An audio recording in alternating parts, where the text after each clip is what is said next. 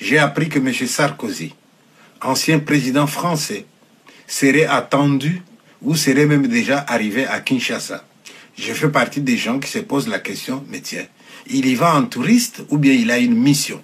S'il va en touriste, eh bien, qu'il soit le bienvenu dans notre pays, le Congo. Mais s'il va avec une mission, c'est quoi cette mission-là? Cette mission-là coïncide avec quoi? Peut-être que mes craintes sont des craintes inutiles, mais je ne suis pas paranoïaque.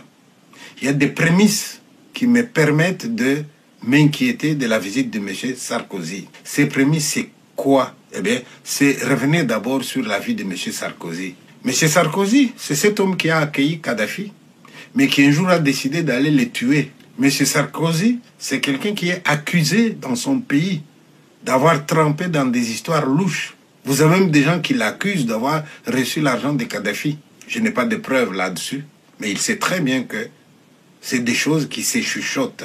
Tout ça, c'est pas grave.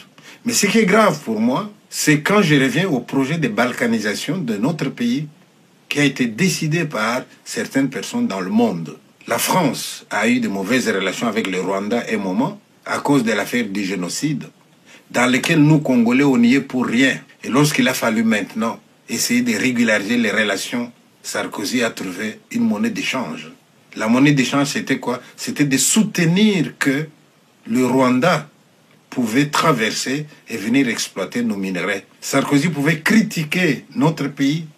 Il disait que nous avons une organisation étrange de la répartition des richesses.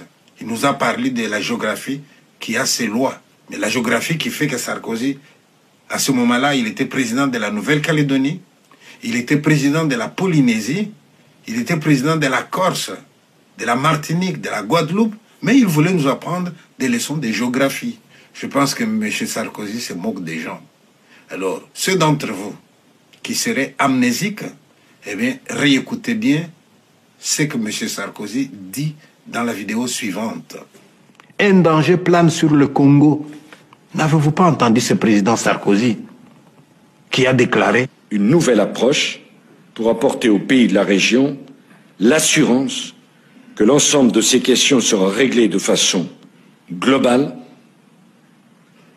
Ça met en cause la place, la question de l'avenir du Rwanda, avec lequel la France a repris son dialogue, pays à la démographie dynamique et à la superficie petite.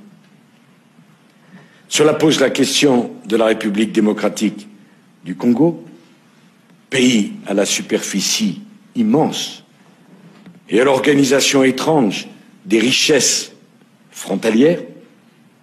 Il faudra bien qu'à un moment ou un autre, il y ait un dialogue qui ne soit pas simplement un dialogue conjoncturel, mais un dialogue structurel. Comment, dans cette région du monde, on partage l'espace, on partage les richesses et on accepte de comprendre que la géographie a ses lois, que les pays changent rarement d'adresse et qu'il faudra apprendre à vivre les uns à côté des autres. Et le président français qui parle comme ça, eh bien, il est président de la Nouvelle-Calédonie, il est président de la Polynésie française, il est président de la Martinique, de la Guadeloupe, de la Corse. La géographie n'a pas ses lois quand il faut étendre la France. Alors l'homme blanc qui nous dit, les intellectuels congolais devraient aider le peuple à voir plus loin que le bout du nez.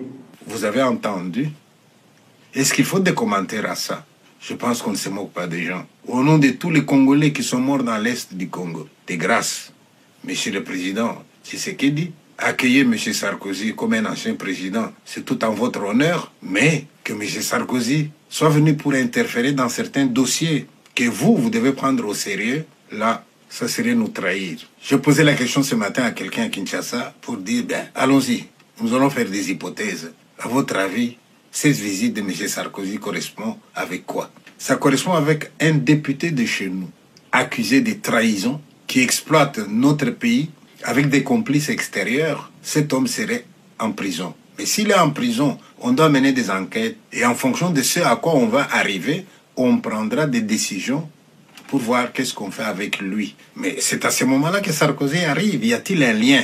Au cas où il y aurait un lien entre la visite de Sarkozy Et ce monsieur-là, eh bien, Sarkozy est venu juste donner la preuve que le Congo a des ennemis, et à l'intérieur et à l'extérieur. Il est venu donner des preuves pour vous permettre à notre gouvernement de prendre des mesures qui s'imposent. Ne l'oubliez pas, la France a eu des problèmes avec le Rwanda autour du génocide. N'oubliez pas, lorsque les relations entre la France et le Rwanda se sont détériorées et que le Rwanda a même décidé de devenir anglophone, ceux qui parlent la langue française se sont sentis un peu mal à l'aise. Et ils attendaient une occasion pour arranger cette relation-là. Et la monnaie d'échange, c'était quoi? Nous vous soutenons, mais contre le Congo. C'est ce que dit Sarkozy dans le message que je viens de vous faire entendre. Alors, ne nous laissons pas faire, chers Congolais. Sarkozy est venu, accueillez-le, donnez-lui à manger, donnez-lui à boire, donnez-lui même une statuette en souvenir.